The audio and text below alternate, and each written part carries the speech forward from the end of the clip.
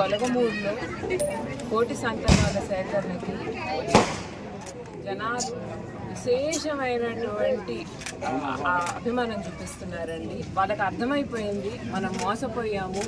జగన్ అన్న మనకి రాజులాగా పాలించారు, ఈరోజు రాక్షస పాలన చూస్తున్నాము. మనల్ని అన్ని విధాలా మోసం చేశారు. ఇస్తామన్న సంక్షేమ పథకాలు ఇవ్వలేదు, చేస్తామన్న మంచి జరగలేదు. కానీ రాబోతున్నటువంటి మంచిని కూడా అడ్డుకట్ట వేసి ఆపే ప్రయత్నం చేస్తుంది ఈ ప్రభుత్వం అనేది స్పష్టంగా తెలిసిపోతుంది. లేకపోతే ఈరోజు ఏదో ఒక సాకు చెప్పి పావలాకి అర్ధనాకి ఈ ప్రభుత్వ ఆస్తిని అమ్ముకునేటువంటి పరిస్థితికి దిగజారిపోయిందంటే ఈ ప్రభుత్వం సిగ్గుపడాలి నిజంగా. ఏదేదో కారణాలు చెప్పి ఏదో ఒక రకంగా ఈ ఏదైతే మంచి పని మొదలు పెట్టారో జగన్ అన్న దాన్ని ఆపేయాలన్నటువంటి ఆపేక్ష తప్ప ప్రజలకి మన వంతుగా ఏదన్నా మంచి చేద్దాం అనేటువంటి తాపత్రయపడే వాళ్ళు ఎవరున్నారు ప్రభుత్వం? ఎవరు నాకైతే కనపడట్లేదు.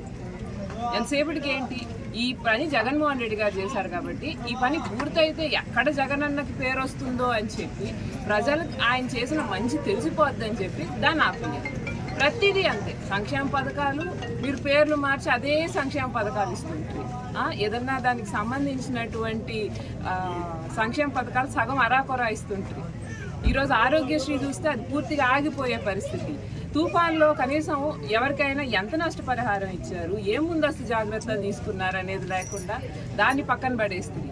ఈరోజు మనుషుల ప్రాణాలు పోతున్నాయంటే కూడా అది ప్రభుత్వ నిర్లక్ష్యమే కదండి. ఏ ఒక్క పని ప్రజలని దృష్టిలో పెట్టుకొని చేస్తున్నారు. అదేమంటే పొద్దున్న లేస్తే దాన్ని డైవర్ట్ చేయాలి, ఎవరో ఒకరిని అరెస్ట్ చేయాలి, అది పెద్ద న్యూస్ అవ్వాలి, దాని తర్వాత సరే మా పని మేము చేసుకుంటాం, ప్రజల గురించి మేము పట్టించుకుంటాం.